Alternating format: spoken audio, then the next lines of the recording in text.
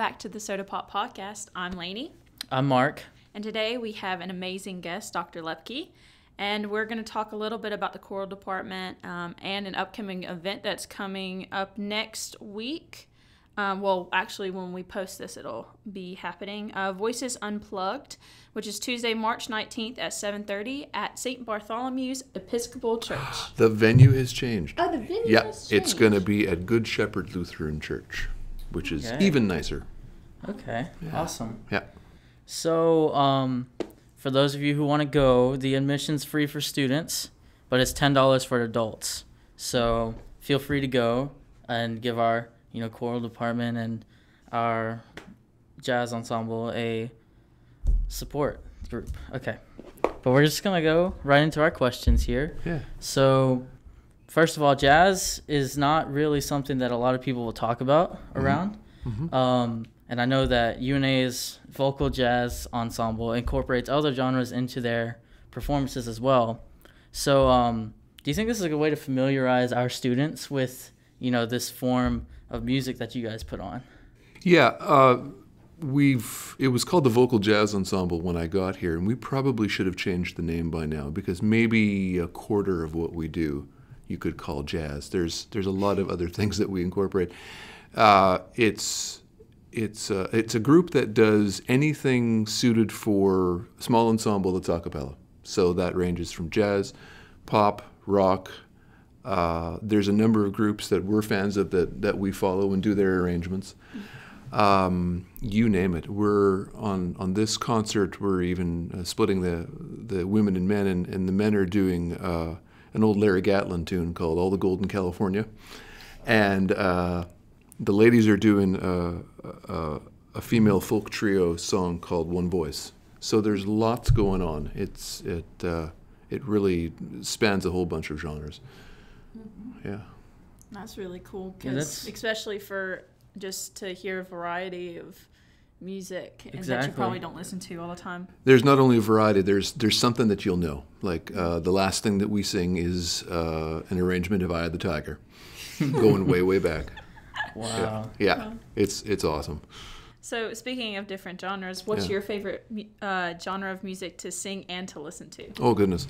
Well, I have to confess that during the school year, I don't listen to a lot of music because I make it and I'm on the clock with it so much that I need a break, right? But I like it all. There's virtually not a genre that I don't enjoy, don't listen to. If I need music just to chill out with, that can be just about anything. What did I listen to lately? Listen to the Bach and the Company cello suites, one day, or I'll listen to something from the 80s that I remember, or my little girl and I will be in the car and I'll give her an education on 80s music. So we'll be listening to Michael Jackson, Men at Work, or you name it. It really, really varies.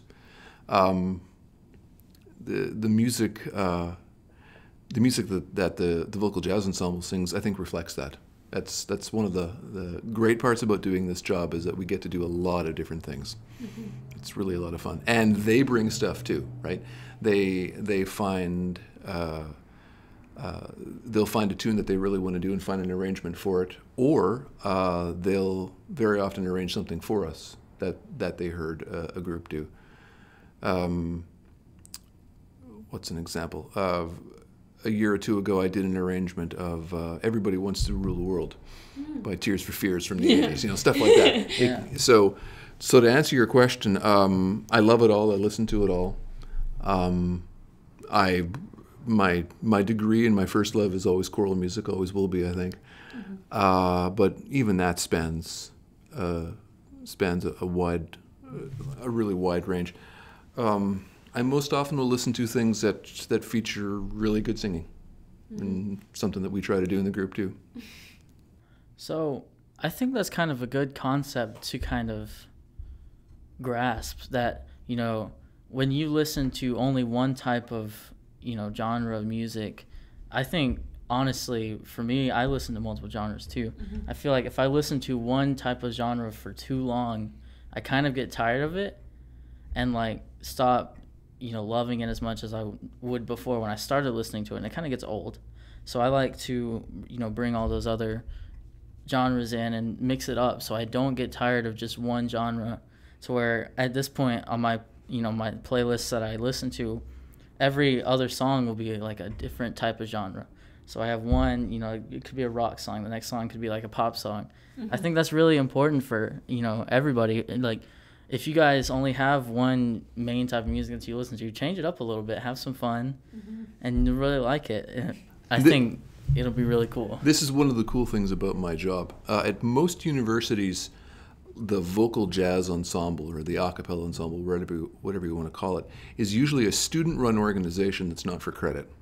So it's done in a casual way, and not always taken seriously. Not that we're too serious or anything, but I can go from one day working on the Haydn Mass that we just finished doing with the symphony, and turn around and do Eye of the Tiger the next day. It's the best of all possible worlds. Yeah. Okay. So this show, it's called the Voices Unplugged show. It's coming up on Tuesday, March 19th. So I think you've already given us a little bit of what we're gonna see. Can you go like a little bit more in depth with like different? You said that the men and women are splitting up. Yeah. Why did you decide to split them up? Oh, it's just fun to do, just for variety's sake. So we have different kinds of things that we can do, to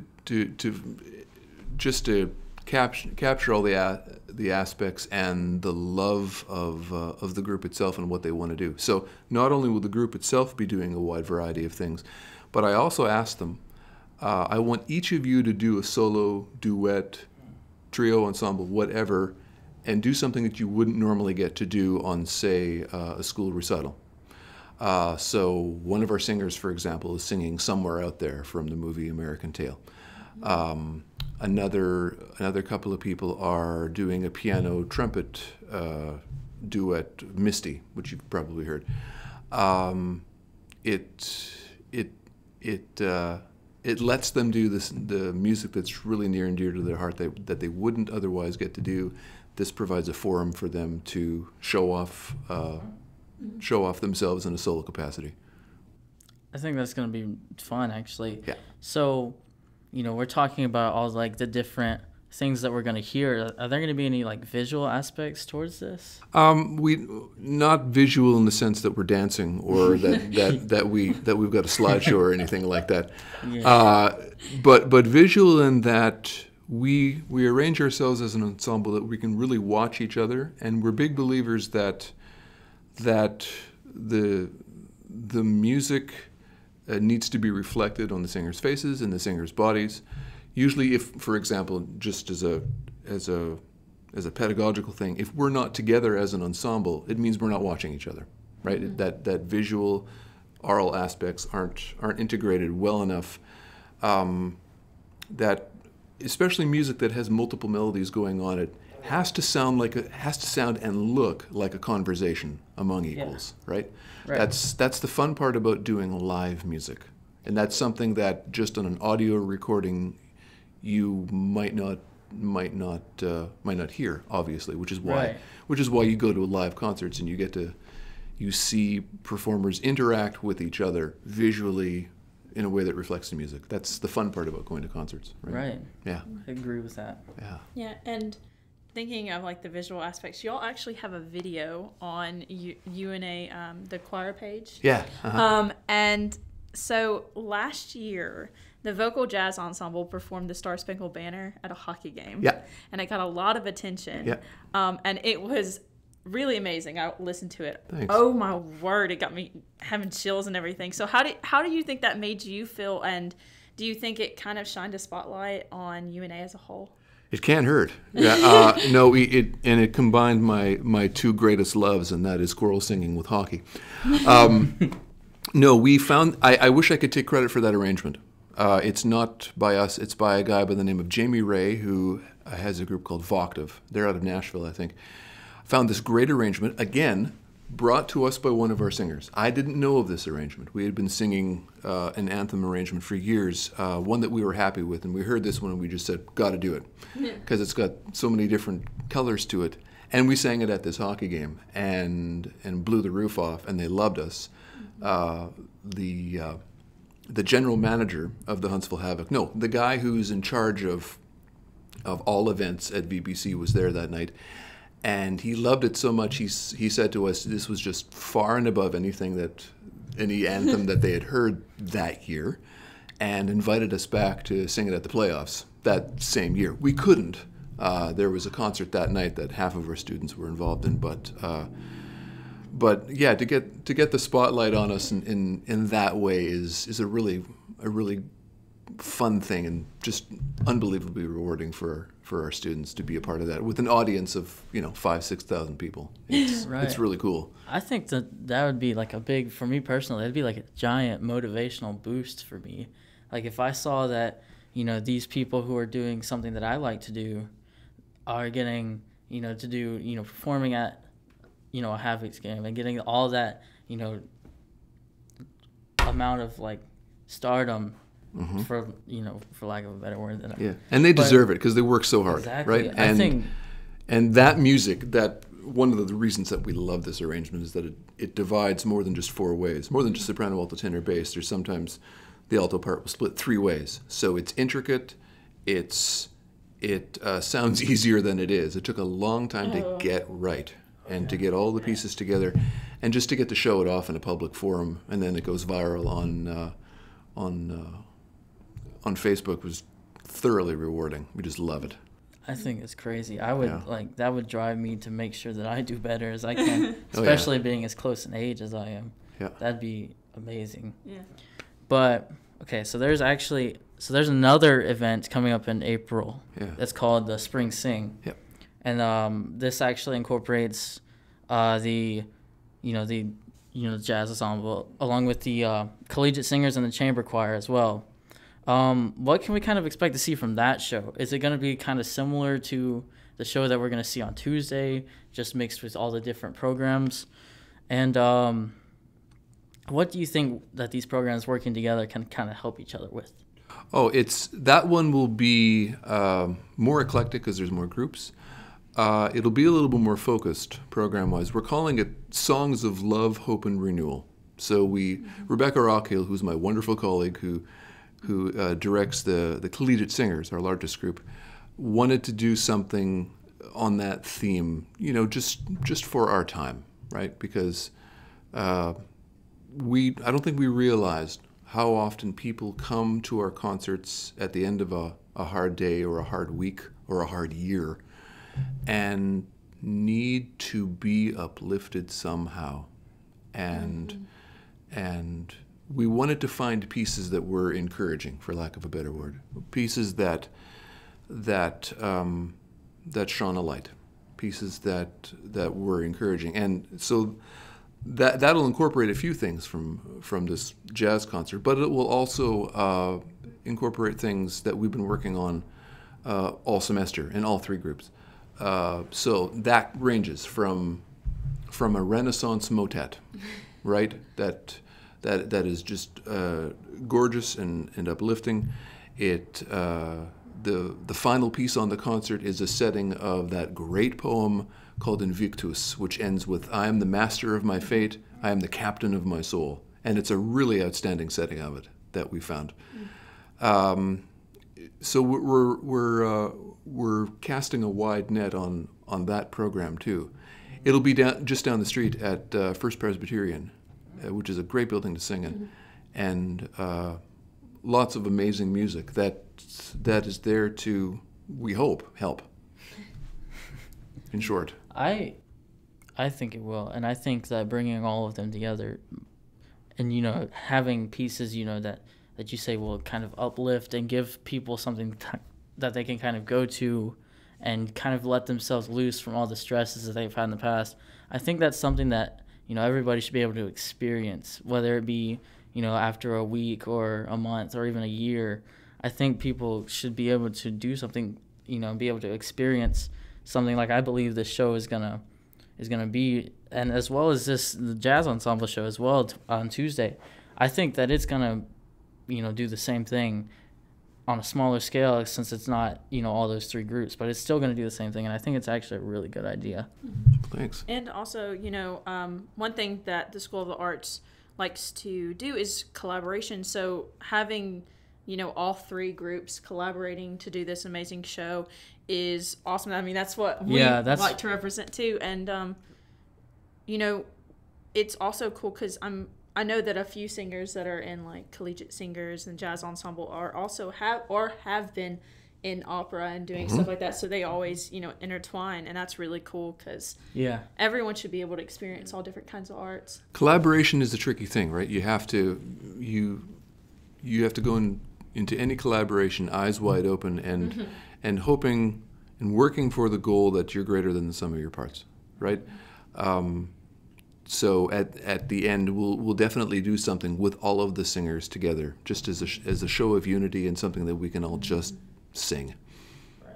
Yeah. And that's something that we always want to we want people to do in the School of the Arts. We want to encourage collaborations because it's a growing thing. There haven't been very many, and I think, this past month we had the opera performance was the first real collaboration between different School of the Arts departments, which is really cool. And I think, this is another stepping stone towards being able to do more collaborations between the School of the Arts. And I think, once we're able to actually provide more and more collaborations, it's going to be amazing, and the arts are just going to take off, more than they already have. Oh, I agree. And that opera show, by the way, I attended, and it was fantastic. And I love the way that it was integrated with the films that were going on, with the costumes outside. We need to do more of it. I agree.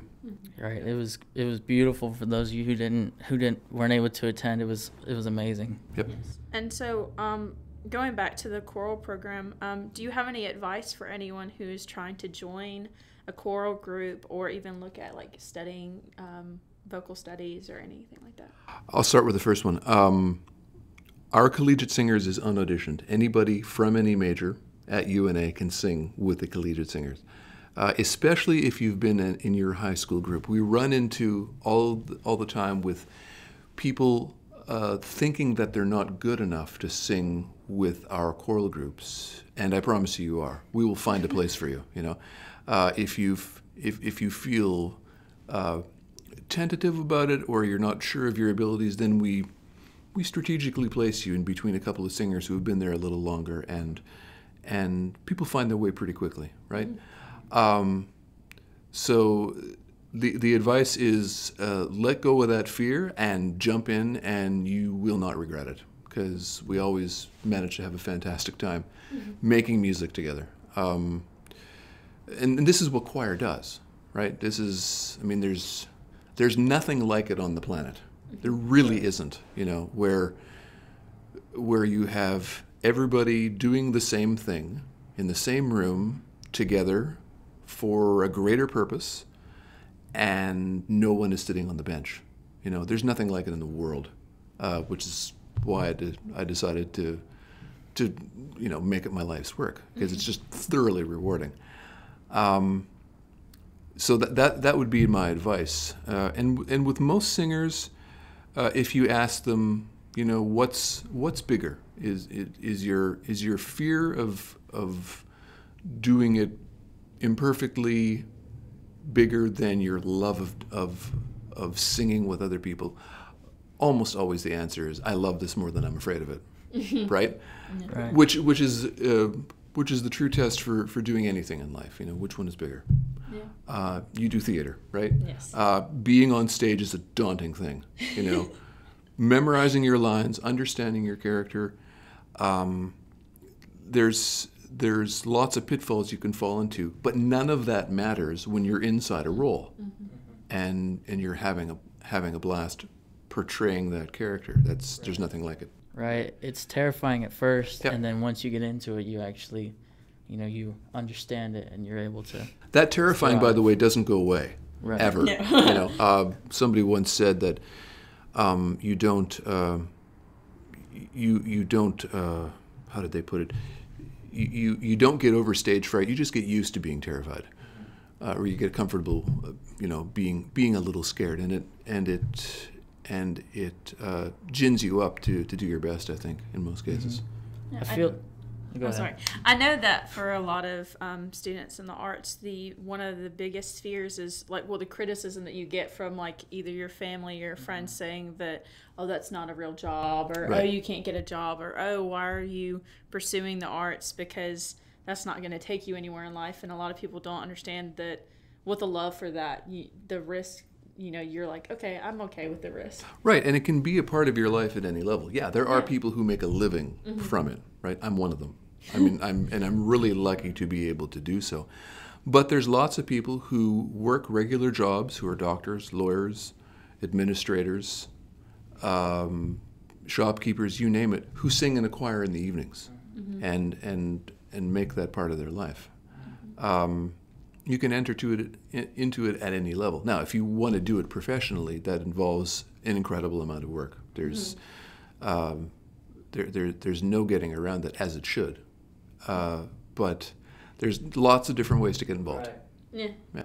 Yeah, and I think I want to hit off of what you said, Laney, with people telling other people that there's not, you can't make a career out of that, or you're not going to be successful. The thing is, there are plenty of careers in the arts, whether it be, being an artist professionally or being like a professional, choral singer. There are tons of opportunities out there, but everybody, what they don't understand is how hard, people in our field have to work to be able to get that. And they don't understand that because they haven't been pushed to work as hard as we have. There's tons of business jobs out there that you can get. It's I wouldn't say easy, but it's you're more likely to get a business job than you are an arts job. So it's kind of actually more complicated than it is that you aren't going to get a career. So if you want to be in a career in the arts, make sure you work hard towards it and don't listen to those people, because there are careers out there, and you can make your own career out of it. You don't necessarily have to make it your own job title. And there's room for people who work hard. There's room for people who study passionately what they want to do. Those people find their ways to the top. But that goes for anything. If you're a so-so manager of a store, you're not going to last long either, right? There's lots of ways to fail in business, and there's also lots of ways to succeed. And it usually boils down to paying attention, and to working hard and loving what you do. Yeah, passion. Right. Exactly. Yeah. Well, that's all we have for today. But we definitely want to thank you for coming, to be on our podcast. Oh, thanks. Here. I appreciate it. For those of you, we just want to let you know he literally came in here from Birmingham. He just got back from Birmingham to do this. So yeah, we really want to thank you so much. Make sure that you guys all go see the show on Tuesday, or it might be, tomorrow, whenever we post this. Go see the show. It'll be before the show. I'll make sure of that. March 19th, 7:30, Grace Episcopal Church. Sorry, I got it wrong too. It'll be at Church of the Good Shepherd here in Florence, which is on the corner of Darby and Cloyd. Okay, Church of the Good, whatever you just said. I don't remember the name. Yeah. But free for students, $10 for adults. Make sure you go support them. It's going to be a blast. They're going to do a little bit of everything. So don't be afraid to go just because there's jazz in the name. So, but thank you guys for listening, and make sure you go check out all of our other episodes if you haven't. They're on Podbean. They're on iTunes. Check out all of our social medias if you're not already following us. And thank you. This podcast has been brought to you by UNA School of the Arts, produced by Mark Gallegos and Laney Green. Special thanks to Monica Collier and the SOTA staff.